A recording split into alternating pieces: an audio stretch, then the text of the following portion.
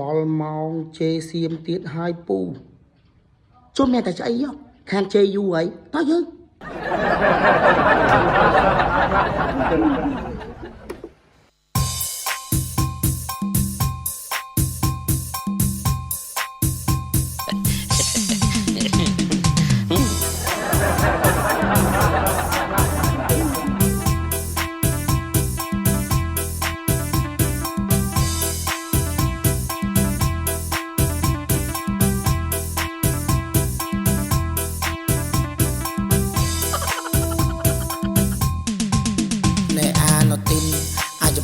ព្រិញដូចឆ្កែ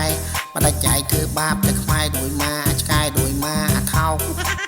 អ្នកអាកបីទឹកដីអញទេអាថោកតបបែបងាប់កោដូចខ្មោចដូចម៉ាអាថោកយកទៅវិញទៅ